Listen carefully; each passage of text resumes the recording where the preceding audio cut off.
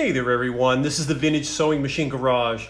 I wanted to make a video today of a machine I just got. I decided that I might on occasion make a few videos when I first get a machine. As soon as I pick it up, I got this one yesterday. Someone had a few machines. One of them was a plastic, which I of course skipped over, and then this one. And the plastic one had multi-stitch and all these different features, but this machine I saw and decided to purchase it. Now, when it comes to what people like, what they want, people have certain loyalties to brands, okay? Some people want a certain brand because that's the one they grew up learning to sew on. Or maybe a family loved one had that brand. Or maybe they had been given one. Who knows? But as many of you have heard me speak in past videos, when you're talking about vintage sewing machines, there are lots of excellent brands. Singer is the most famous of the vintage brands, but it is by no means the only brand where you get great quality machines. Now, some people are loyal to brands because there's a certain mystique around them. Bernina is one. Any of you who are astute Bernina folks will notice that behind this machine is a sort of a sage olive and cream colored machine that I will be overhauling. It's a Bernina 730 record, and that is a project for another day. And it's kind of fitting that it's sitting right behind this Kenmore, because when it comes to sewing machine quality, today, if I were to ask people, names, they would throw out certain sewing names. And sometimes if you say the name Kenmore, people, they turn their noses up. They're like, oh, I don't know if I want that. That's a Sears machine. But it's very important to remember that in the vintage era, things that had the brand name Kenmore, or for that matter, Montgomery Ward, JCPenney, these retailers were companies that had remarkable reputations for selling good quality products. And the reason was quite simple. Those companies were born as mail order catalog companies.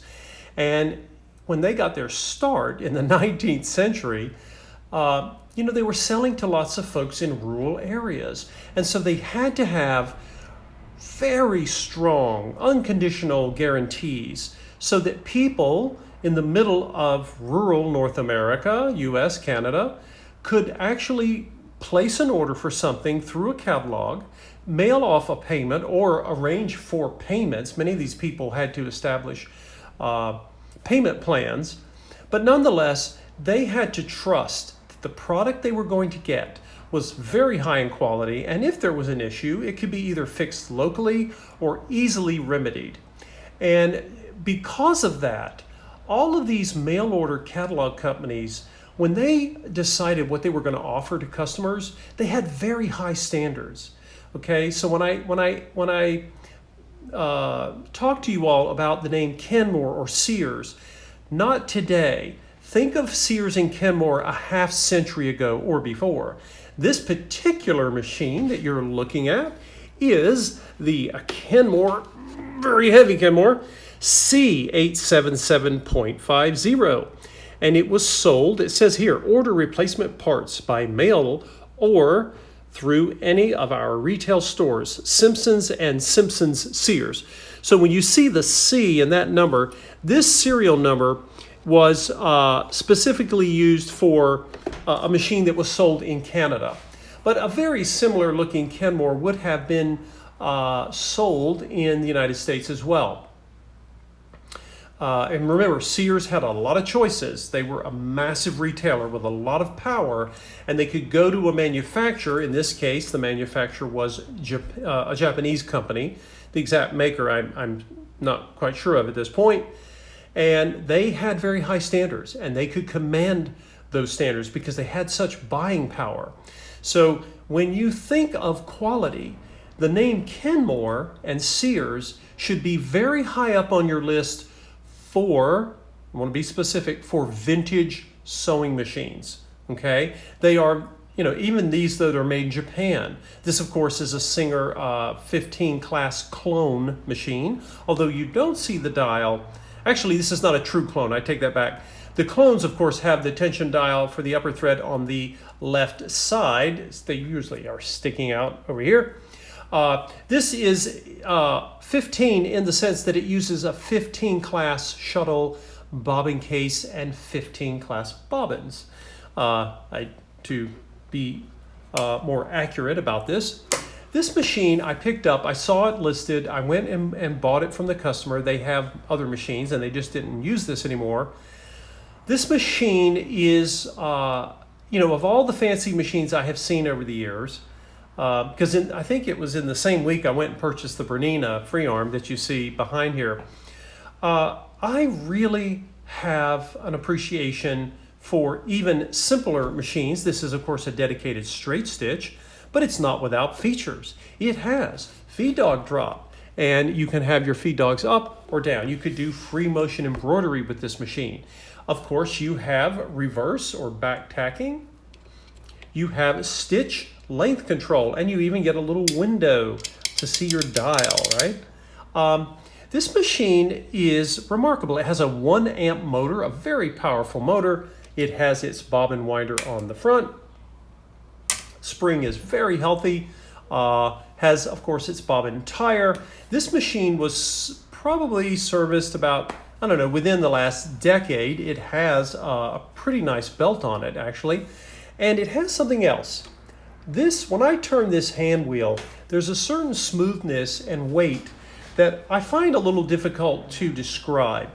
And I say that because I've restored so many of these machines that were made in Japan, but I had a machine, and I don't remember if I did a video. I'm gonna have to check my own video list, but it looked similar to this, but it was made under a brand that said Rothschild and Cone. It was made for a department store chain by one of the Japanese manufacturers.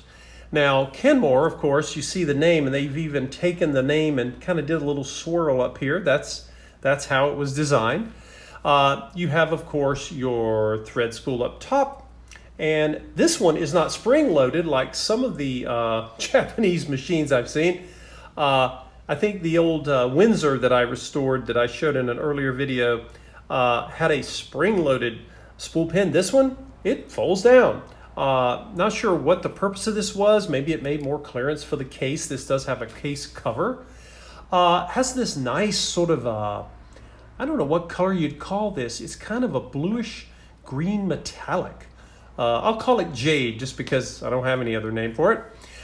We, of course, have our tension dial on the front. Very simple thread pattern. You start up here with the spool pin, you hit a thread guide here, you come down into the tension discs.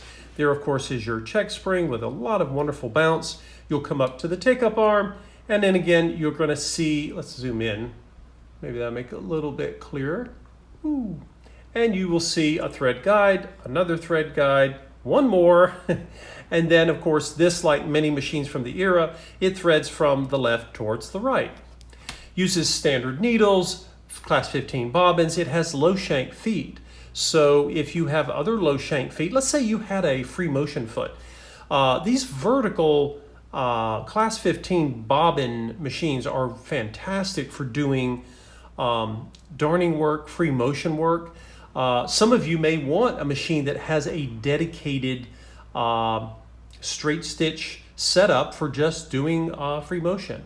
And I can't help but zoom in on this. This machine was a classy deal. Now, it doesn't have what you typically see in Japanese machines where it would say Precision Deluxe.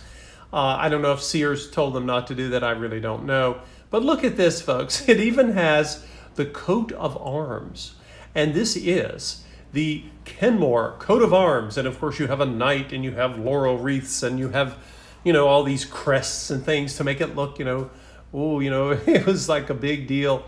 But you know what? This was a big deal. Someone who purchased this machine very likely, even though this would have been an entry-level machine, it still has lots of nice features. I'm going to come around to the other side and show it to you. And a couple of cool things. Before I forget, I mentioned that Rothschild and Cone machine. There's a certain weight to the drivetrain in this model that reminds me of that one, and I can't prove it, but I think it was probably made by the same manufacturer, and the quality of the machining is amazing. Just remarkable. So let's show you a few other features of this little seemingly not special machine, but I find it pretty special. I'm going to sew it myself actually. Let's see. So if you take a look from the back here, one of the things you'll notice is this machine had another fancy feature. Instead of a rear-mounted light fixture, which would have been attached here, and you see that on quite a few machines, and those are great, this one is built in. There's a little sort of cutout here, and underneath there is a switch. You can hear it clicking, and I don't have it plugged in yet. I literally just got it. And it, of course, has a light, built-in light, very nice. And take a look at the motor. I'm going to zoom in here. I want you to show you all something. Remember that in the 1950s, almost all of the machines that came from Japan, they would ship the head, which is the main, chassis and body of the sewing machine. They would ship it over to North America, and then either American or Canadian electricals were installed. And this motor says made in Canada, and it has the same electrical spec as US motors do. But you typically saw motors, foot pedals, and electrical cords were all essentially manufactured in North America, and they were then installed into the machines. There was the wiring or the cord from the light that would come out with a prong, that would have been built in Japan, very likely. But again, they were not, that's not a specification issue. But what I wanted you to see is take a look at the motor and the machine. This is the original motor. Now you look at it and you think, hey, that color looks a little different. Well, you're right, it is, but it's not a replacement. This is the original motor. Now, why do I say that? Today, manufacturers and companies who specify or design things, they use computer matching with colors. And even with computer matching, a lot of times items can get close, but they never get exact matches. Because this machine, the color would have been approved by someone at Sears, very likely, and then the paint was mixed and sprayed onto the machine in Japan. But they were given a sample of that color, and the manufacturer of the motor would have sprayed theirs to basically quote unquote match, but it's not an exact match, right? It's a little deeper, it's a little bluer, but again, that is kind of a little hint, a little sign that we are in the 50s, right? And we didn't have the computers that would allow people to outsource production to be as exact as it is today. So I thought that was kind of a little interesting thing to note here. This machine, like most from the era, uses a dual outlet cord system, and this cord is in excellent shape. I will be keeping that because there's nothing wrong with it. A couple of other things to show you while we're here. I'm going to see if I can zoom in. Now take a look at this. These little silver areas are where you oil the machine, and there are several across the top of the machine. You'll see a couple more. There's one there, one there. I think I've got like 5 of them up top. Now these are your oiling points, but if you look closely, you may recognize these from the Italian Necchi. The Japanese saw this and thought that was a cool feature, and they're spring-loaded. If you need something to point with. So if you take your oiling bottle and you push in, you'll see that this little, there's like a spring-loaded little cap to the oiling hole. I'm not going to push on it too hard. It's about 60 years old, so we'll be kind to it. But watch this. You push in and then it bounces back. The Italian company Necchi created this as for their home machines in an innovation way. And the whole point of it was to keep dust and dirt out. You could get the oil in, and then it would be just a clever little feature, right? Again, taking something that another manufacturer had used and then adopting it for their own design. Let's see, what else to show you all? This machine is in remarkable condition. I think the last thing I'm going to highlight for you all is this. I can honestly say, I don't know that I have ever given much attention to the side plates of my sewing machines. I have called out when I might have a Singer that has a scroll design as compared to the later fluted design, because some people who are looking for Singers favor that for whatever reason. It's an aesthetic thing, it has nothing to do with function. And you don't really think of the aesthetics of your side plate, but I couldn't help but show this to you all. I'm going to zoom in. This is one of the most stylized side plates I've ever seen. And you can imagine maybe someone at Sears said, hey, you know, this is a basic machine, but we want it to look fancy and, you know, make it look stylish. Now let's zoom in, guys. I want you to see this. Now, from the very top, you have these little shapes, and I don't know if they are mimicking needles or what they are. Maybe it's just a graphic from the 50s, right? It's kind of like sort of an astro type of thing. But what's really interesting is this looks like it costs some money to make. Of course, it's chromed, but this area here has a very, very fine texture, and it's so fine, it almost feels like a screen, but it's not. This is solid metal, but the texture, I'm going to zoom in just a little bit more. Well, wait a minute. Here we go. Let's zoom in and see if I can get it to focus in this light. That's amazing. There's all this cross-hatching in the steel. And again, I don't know what technique they use to make it, but it's really cool. Now I'm going to take a gentle end of this this screwdriver. Here we go. Ooh. I'm going to take this end of the screwdriver and see if you guys can hear. It won't hurt the plate at all.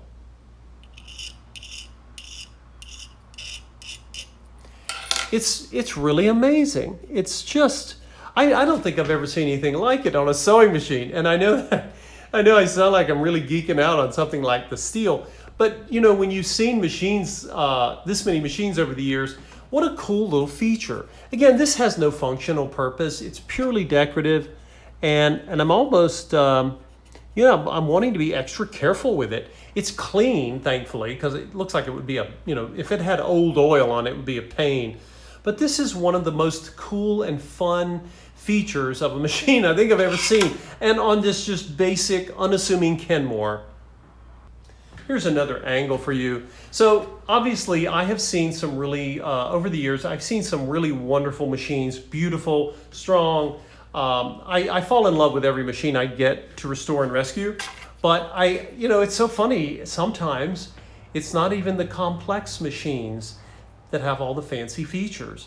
So I think the purpose of this video was to remind all of you that whatever brand or aesthetic that you like in a sewing machine, obviously you can pick that yourself. You don't need me or anyone else telling you what looks nice, what looks cool. I was drawn to this machine, and it is one of the more simple but very powerful machines, and I'll be demonstrating it once I've done the overhaul. But I did this mainly because I wanted to be sure to remind all of you that if you're not dedicated to a certain brand and you're not emotionally attached to that, keep in mind that you don't have to be a sewing machine brand snob. And if you have a Kenmore, or maybe you were thinking about a Kenmore, if it's an heirloom quality vintage machine, you have a machine of incredible design and durability. Chances are you won't pay as much for that machine as you would for a Singer 201, right?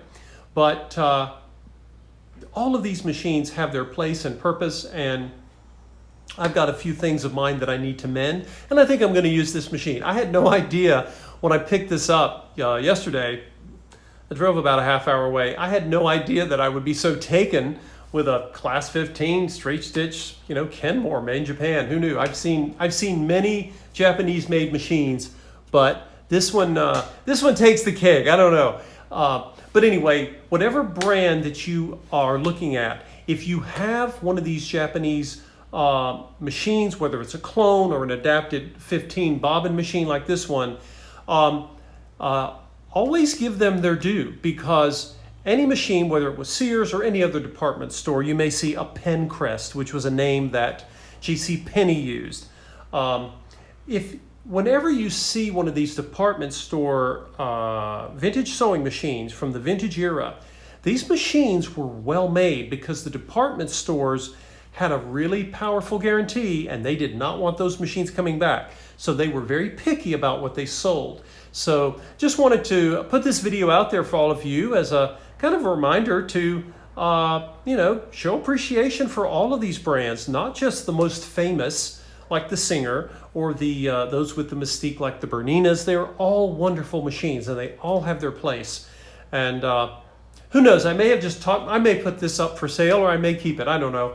I always say that about every machine I get, and then I find someone contacts me and says, I really want to buy that machine, and then I take that money and I buy more. So anyway, just wanted to share this with you all. If you have a machine from a department store chain, feel free to make a comment there in the video comment section and be proud, because these machines are not slouches and they are not junk. They are beautifully made, and just another option for you, and particularly if you don't want to spend as much as you would, say, on a Singer featherweight, for example.